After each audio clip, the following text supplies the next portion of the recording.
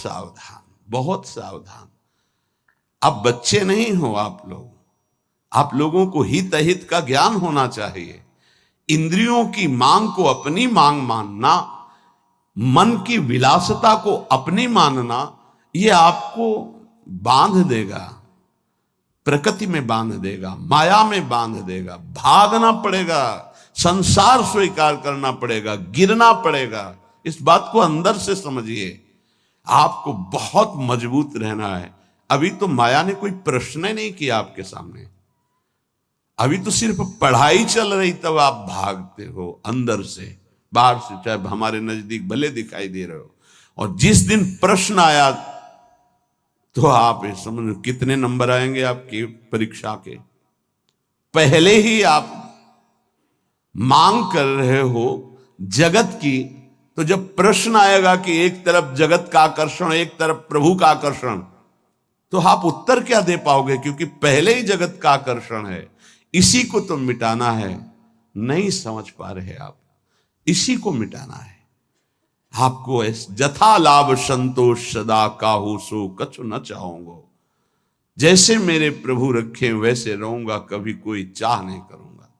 सच्ची मानिए, यदि आप सतमार्ग में चल रहे हैं तो कोई चाह नहीं रहे। जैसे आपसे पूछा जाए क्या आप पसंद करते हैं, नहीं बोलिए आप क्या पसंद करते हैं, किशोरी जी का नाम दे दीजिए हमें, इसमें रति हो जाए। नहीं, वैसे क्या पसंद करते हैं? किशोरी जी का धाम, दिव्य वृंदावन मेरे नेत्रों में झलकने लगे, दे दीजिए आप। इनकी शिवा आपकी हृदय की मांग आपको फंसा देगी। इस शब्दों को पकड़ लीजिए। सत्संग के शब्दों को आप नहीं पकड़ते। आपका मन जब विपरीत चिंतन करता है तो आप कीर्तन कीजिए, वाणी जी का उच्च स्वर से गायन कीजिए। एक बार जीत गए तो 1000 बार इसको पटक दोगे मन को, एक बार हार गए तो 1000 बार पटकी लगाएगा आपको। आप समझो, आप किसी विशेष कृपा से आप चल रहे हैं। अगर इस विशेष कृपा की अवहेलना करेंगे तो आपका परमार्थ रुक जाएगा। पूज्यपाद श्री उड़िया बाबा जी महाराज से स्वामी अखंडानंद जी महाराज प्रश्न करते हैं, बाबा यदि कोई हमारे गुरु और इष्ट की निंदा कर रहा है तो हमारा क्या कर्तव्य बनता है? यदि कोई हमारे गुरुदेव की इष्ट की निंदा करता है तो हमारा उस समय क्या कर्तव्य बनता है?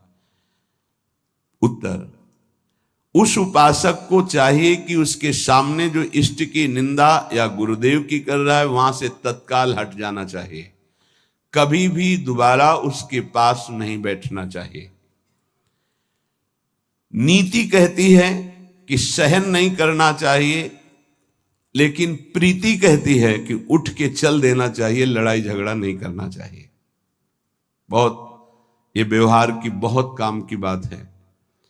प्रायः ऐसा संयोग मिलता है कि हमारे इष्ट और गुरुदेव की अवहेलना करने वाले हमारे रिश्तेदार, नातेदार, संबंधी ही होते हैं, माता या पिता या ऐसे। क्यों होते हैं? क्योंकि जब उनका कोई संबंधी भगवत मार्ग में चलता है तो फिर उनकी भावनाओं के विरुद्ध हो जाता है। अगर वो उनकी भावनाओं का ही केवल पोषण करने लगेगा तो इष्ट गुरु से विरुद्ध हो जाएगा, पक्का, आगे चल के देख लेना। और जब इष्ट गुरु की भावना में वो पुष्ट होता है तो उनकी लौकिक भावनाओं को वो कुछ भी नहीं गिनता। अब उनको लगता है कि ये जो हमारा पुत्र है या पुत्री है या पत्नी है या परिवार का सदस्य है, कितना हमें प्यार करता था, ये जब से गुरु जी से मिला, जब से उपासना में आया, तब से ऐसा हुआ। तो उसकी गुरु के प्रति, इष्ट के प्रति भी निष्ठा नहीं रहती, भक्ति नहीं रहती, और उसी के अंदर से माया निंदा करवाने लगती, बहुत प्रियजनों के द्वारा। अब वहां क्या हमारा कर्तव्य है? हमको पास नहीं बैठना, हमको उनका विरोध नहीं करना। बाबा कहते हैं नीति तो आदेश करती है सहन ना करने की बात। संत शंभुश्री पद अपवादा कही सुनी तहां अस मर्यादा काटी जीव तासु जो बसाई, नीति कहती है। लेकिन बाबा कह रहे हैं भक्ति कहती, प्रीति कहती है कि हमको क्रोध नहीं करना, हमको वैर नहीं करना, बदला लेने की भावना नहीं करना, और ना हमको सुनना है। कान में अंगुली डाल के तत्काल वहां से अलग हो जाना, उससे फिर पुनः मिलना नहीं, उसका संबंध हृदय से अस्वीकृत करना है।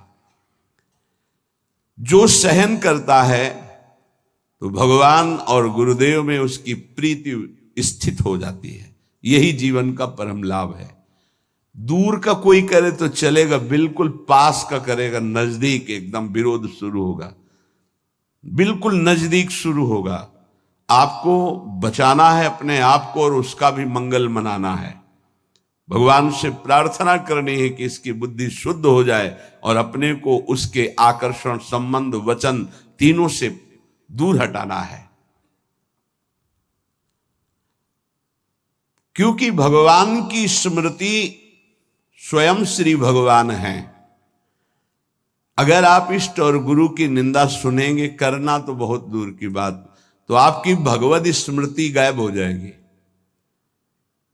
स्मृति चली जाएगी। स्मृति गई तो कुछ नहीं रह गया। यहां तक कि उपासक को भगवान से भी बढ़कर भगवान की स्मृति पर भाव रखना चाहिए। यस्य स्मरण मात्रेण जन्म संसार बंधनात्, जिनका स्मरण मात्र संसार में जन्म मरण के चक्र से मुक्त कर देता है, उन प्रभु की स्मृति को प्रभु से भी बढ़कर के मानना है।